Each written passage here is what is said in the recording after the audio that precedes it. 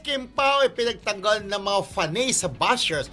Pinatunayan nga ng mga Kim Pao fanay kung gaano sila kasolido. May mga nagmamalit kasi kay Kim na kesyo nakakahon lamang daw ang acting nito at lalampasuhin sa acting ni Nadine Lustre na naging katambal ni Paolo Abilino sa susunod nilang proyekto. Parang parang malabo. Di ba parang hindi ko lang maintindihan sa dalawa, parang si Kim ang nababash, no? Oo. Parang siyempre we have nothing against Paolo naman. Alam naman natin na ang love team nagkakatulungan. Pero lagi nga nating sinasabi na hindi naman kailangan ni Kim na may patunayan pa sa sarili. At saka Because even without a love team, makakatayo si At saka Kim yung sa karera yung niya. makipag-compete pa si Kim kay Nadine, wala, no? Hindi kasi yung mga bashers lang naman yun, mga Kim Pao, na parang feeling nila mas magaling. No doubt, magaling din naman si Nadine. Oo naman. Pero yung parang isa actingan, pakakainin ng alikabok. Diyos ko si Kim po, ilang beses nang naging best actress, di ba? So, kahit nga sa abroad, kinilala yung acting portion niya, di ba? Tama. So, wag na lang sana pagkumpara. Baka mamaya, dahil nga sa mga yung nagkukumpara, mas magaling si Nadine. Pati yung mga fanay nila, mag-away-away, sila yung magsagutan, di Ngayon ba? na ang inaalala nung Diba? iba dahil baka daw mainis ang ibang fanay. Ito pa ang sinabi, di ba?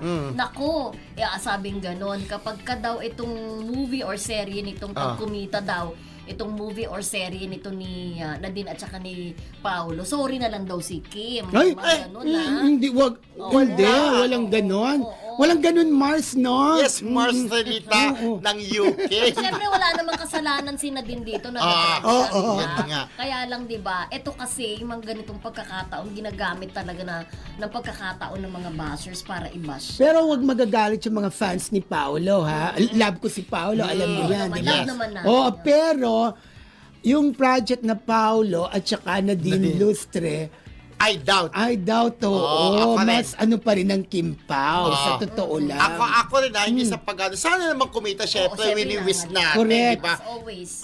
Pero, iba pa rin talaga pag Kim Pao ang nagsama sa isang proyekto. true lalo. Kaya tingnan mo nga yung kanilang pag-vote in, di ba? Nagawa nilang higitan ng first day ng serye na yon. Yes. Yung serye ni Coco Martin, which is napakahirap nun, ha? Tumutok talaga sila Oo. Nasa bahay sila. Nanood ng serye nila, di ba? Correct. Boom!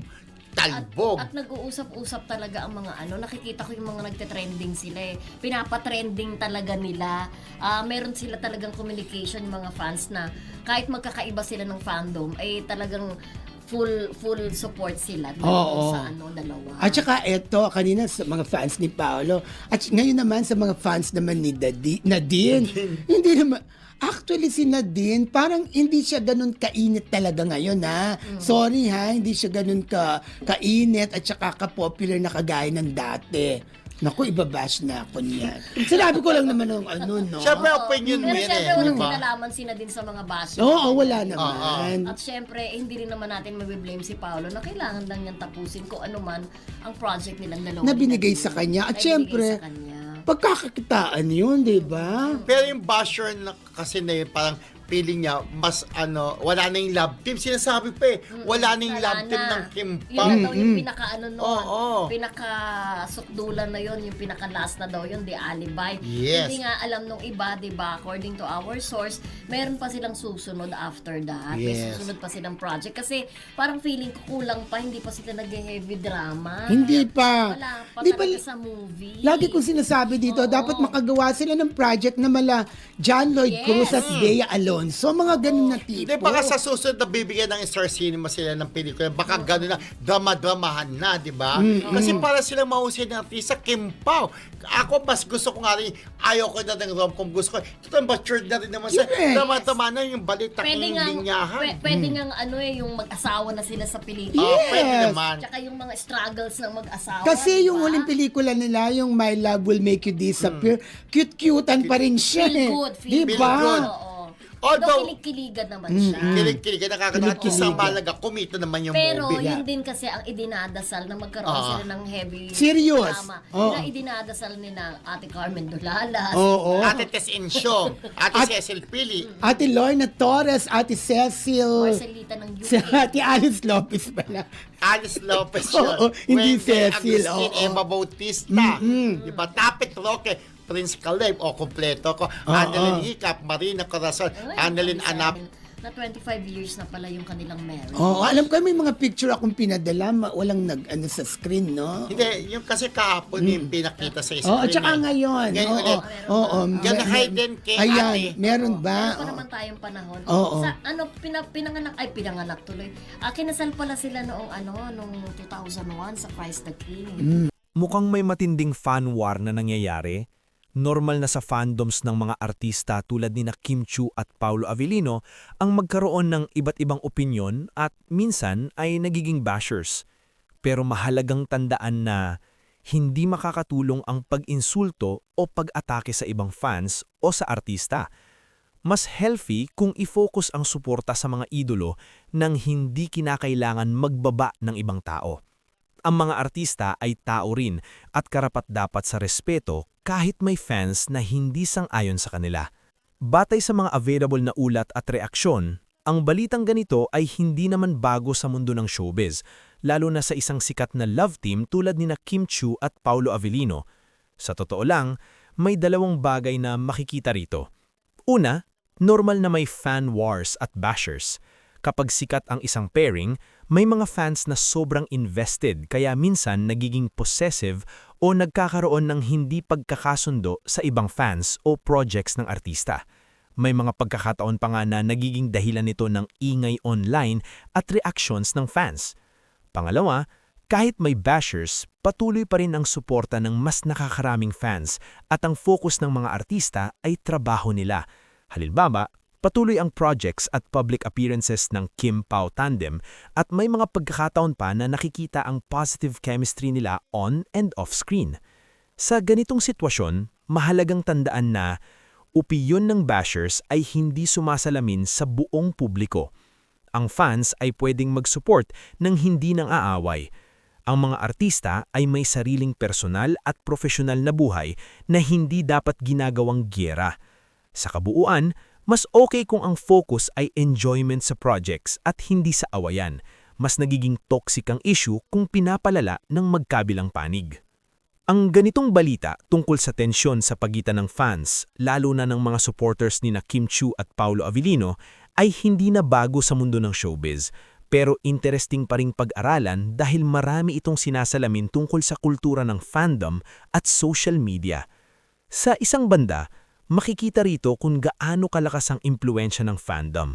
Kapag may sikat na artista o love team, hindi lang ito basta entertainment para sa fans, nagiging bahagi na ito ng kanilang identity. Kaya kapag may nakikitang pagbabanta sa kanilang inidolo, tulad ng ibang projects, co-stars o competition, may tendency na mag-react sila ng emotional. Dito nag-uumpisa ang mga hindi pagkakaintindihan at minsan ay nagiging fan wars. Sa kabilang banda, mahalaga ring maintindihan na ang mga artista ay hindi nakokontrol ang lahat ng nangyayari sa paligid nila. May kanya-kanyang career decisions sina Kim at Paolo at kadalasan ang mga proyekto nila ay resulta ng kolaborasyon ng maraming tao, hindi lang nila personal na desisyon. Kaya ang mga galit o bashers na directed sa kanila ay hindi palaging fair o makatarungan. Nakikita rin dito ang epekto ng social media. Sa panahon ngayon, mabilis kumalat ang opinyon, positive man o negative. Isang post lang, pwedeng maging viral at ma-misinterpret pa. Dahil dito, mas nagiging intense ang reactions ng fans, lalo na kung may mga kulang na context o hindi kumpletong impormasyon. Sa mas malalim na perspektibo, ang ganitong issue ay paalala kung paano natin hinahandle ang disagreement. Hindi problema ang magkaroon ng sariling opinyon, pero nagiging problema ito kapag nauuwi sa pangiinsulto, pangbabash o toxic behavior. Ang respeto ay mahalagang parte ng anumang fandom o online community. Sa huli, mas makabubuti kung ang focus ay nasa trabaho at talento ng mga artista, hindi sa awayan ng fans. Sina Kim Chiu at Paolo Avellino ay parehong may established na career at sariling strengths bilang performers at yon ang mas dapat pinapahalagahan. Ang fan support ay nagiging mas meaningful kapag ito ay nagbibigay ng positivity at hindi stress sa iba.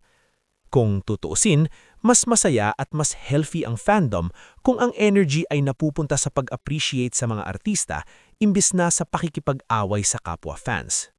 Sa ganitong klase ng balita, may ilang bagay pa na pwedeng idagdag para mas maging malinaw ang konteksto at mas mabalanseng makita ang sitwasyon. Una, mahalagang i-highlight na ang tinatawag na fan wars ay kadalasang pinapalaki ng social media algorithms. Kapag maraming nagko-comment, nagre-react o nag-share, kahit pa ito ay negative, lalo itong pinapalakas ng platform. Ibig sabihin, minsan hindi naman ganun kalawak ang problema sa totoong buhay, pero lumalaki ito online dahil sa engagement. Pangalawa, hindi lahat ng fans ay sang-ayon sa ganitong ugali. Sa loob ng isang fandom, may iba't ibang klase ng supporters. May tahimik na sumusuporta, may vocal pero respectful, at meron ding nagiging sobrang intense. Kaya mahalagang hindi i-generalize na ganyan lahat ng fans. Marami pa ring fans ang gusto lang mag-enjoy at sumuporta ng maayos.